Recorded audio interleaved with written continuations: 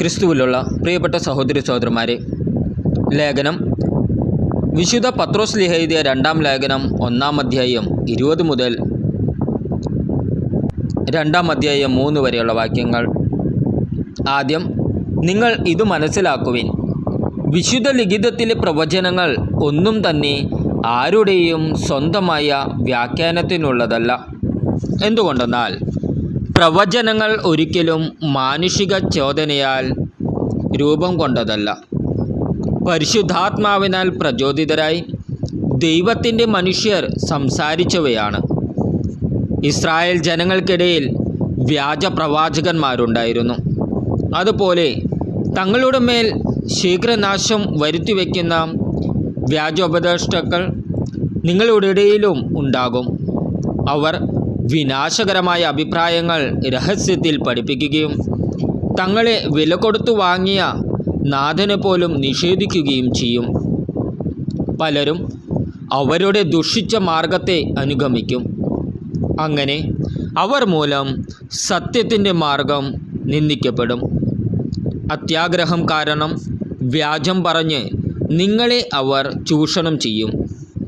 നേരത്തെ തന്നെ നിശ്ചയിക്കപ്പെട്ടിരിക്കുന്ന അവരുടെ ശിക്ഷാവിധിക്ക് കാലവിളംബം വരികയില്ല. വിനാശം കണ്ണു തുറന്ന് അവരെ കാത്തിരിക്കുകയും ചെയ്യുന്നു. നമ്മുടെ കർത്താവായ ഈശോ മിശിഹായ്ക്ക് സ്തുതി. ഇന്നത്തെ ദൈവവചനം വിശുദ്ധ മത്തായി എഴുതിയ സുവിശേഷം 15-ാം അധ്യായം 1 മുതൽ 9 വരെയുള്ള വാക്യങ്ങൾ.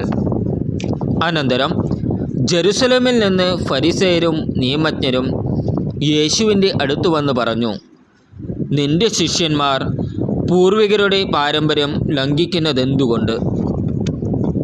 ഭക്ഷണം കഴിക്കുന്നതിന് മുമ്പ് അവർ കൈ കഴുകുന്നില്ലല്ലോ. അവൻ മറുപടി പറഞ്ഞു, നിങ്ങളുടെ പാരമ്പര്യത്തിൻ്റെ പേരിൽ നിങ്ങൾ ദൈവത്തിൻ്റെ പ്രമാണം ലംഘിക്കുന്നതെന്തുകൊണ്ട്? പിതാവിനെയും മാതാവിനെയും ബഹുമാനിക്കുക.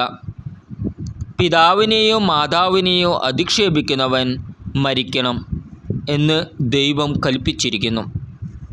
എന്നാൽ നിങ്ങൾ പറയുന്നു, ആരെങ്കിലും തൻ്റെ പിതാവിനോടോ മാതാവിനോടോ എന്നിൽ നിന്ന് നിങ്ങൾക്ക് ലഭിക്കേണ്ടത് വഴിപാടായി നൽകിക്കഴിഞ്ഞു എന്ന് പറഞ്ഞാൽ പിന്നെ അവൻ അവരെ സംരക്ഷിക്കേണ്ടതില്ല എന്ന്. ഇങ്ങനെ നിങ്ങളുടെ പാരമ്പര്യത്തിനു വേണ്ടി ദൈവവചനത്തെ നിങ്ങൾ വ്യർത്ഥമാക്കിയിരിക്കുന്നു.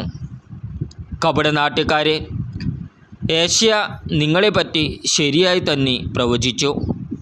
ഈ ജനം അധരം കൊണ്ട് എന്നെ ബഹുമാനിക്കുന്നു, എന്നാൽ അവരുടെ ഹൃദയം എന്നിൽ നിന്ന് വളരെ അകലെയാണ്. അവർ മാനുഷിക നിയമങ്ങൾ പ്രമാണങ്ങളായി പഠിപ്പിച്ചുകൊണ്ട് വ്യർത്ഥമായി എന്നെ ആരാധിക്കുന്നു. നമ്മുടെ കർത്താവായ ഈശോ മിശിഹായ്ക്ക് സ്തുതി.